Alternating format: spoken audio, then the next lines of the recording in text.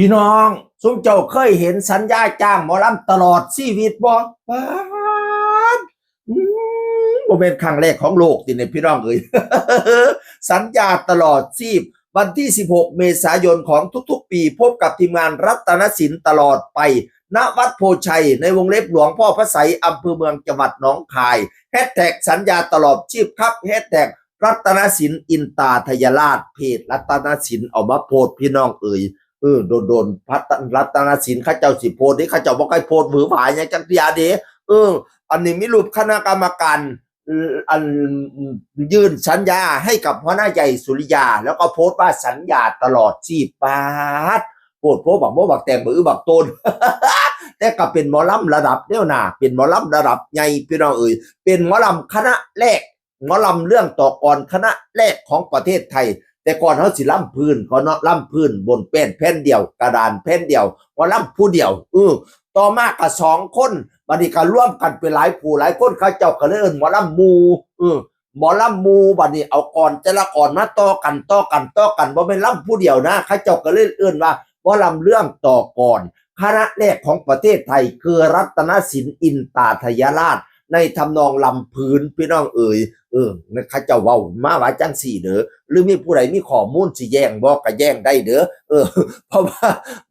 ะว่าข่อยก็ได้ยินมาว่าจังสี่พี่น้องเอ๋ยบัดนี้นี่งานหลวงพ่อพระไสยน่ะเนาะข้าเจ้าก็สิจัดช่วงตุกสงกรานต์หลายมื้อมาเด้มื้อแห่พระไสยนั่นหัวหน้าบอยสิริไสหมอลำใจเกินร้อยไปแสดงแล้วก็ได้ไปแห่พระไสยได้ไปโฮอันเซิ้นพระไสยอยู่หัวหน้าบอยน่ะเขาเลี้ยงมาแต่ละมื้อเนาะวันที่16นั่นเป็นของรัตนศิลป์อินตาทยราชและเป็นวันปิดฤดูกาลด้วยนะปิดฤดูกาลแล้วเรียบร้อยรัตนศิลป์อินตาทยราชนะพี่น้องเอ๋ยตอนนี้นี่ข้าเจ้าพอแต่ลงห้านหรือก่อนขึ้นห้านเขาว่าจักกรรมการก็มาเซ็นสัญญาเรียบร้อยปีหน้าเป็นรัตนศิลป์ในวันที่16และทุกปีต่อไปสัญญาตลอดชีพปนาโพดโพบักโมบักแตงบักโตนดีใจนะหมอลำรัตนศิลป์ดีใจนะหัวหน้าใหญ่หัวหน้าหนึ่งหัวหน้าเจี๊ยบทีมงานรัตนศิลป์อินตาทยราชสุผู้สุคนเป็นกำลังใจให้พี่น้องเป็นหมอลำพื้นที่เหลืออยู่เพียงคณะเดียวในประเทศไทยหรือว่ามีผู้ใดมีข้อมูลแย้งบ่ ข่อยเว้าไปตามข้อมูลที่ข่อยได้มาหรือว่ามีผู้ใดมีข้อมูลแย้งว่าคณะอื่นกะล่ำทำนองหมอลำพื้นคือกันแต่ข่อยได้ยินมานี่แม้แต่รัตนศิลป์เด้คณะอื่นเริ่มมาหายไปแล้วพี่น้องเอ๋ยสืบห้อยตาว่าห้อยปูไว้บ่ให้ทิ่มตายมาได้ศูนย์ฮีดบ่ให้หมองข้องบ่ให้เสาสิมาบ่ให้เก่าฮีดแต่โขกข้องแต่เก่าเฮานั้นให้รักษาฮีดผู้เฒ่าเฮานั้นให้รักษาพี่น้องเอ๋ยครัตนศิลป์หมอลำกะจักผู้ใดสิลำแล้วลำพื้นมันเลยสิมาหายไปซื่อๆพี่น้องเอ๋ย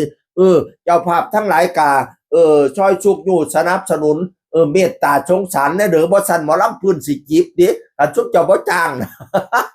เบิดลำเพิ่นก็ลำเป็นเรื่องเป็นเล่าได้สุดยอดบทเต้ยเพิ่นก็เต้ยได้สุดยอดการโชดทั้งหลายก็อลังการยิ่งใหญ่พอสมควรสมควรสมหน้าสมตาหมอลำใหญ่อยู่รัตนศิลป์อินตาทยราชก็ได้สัญญาแล้วเรียบร้อยกับ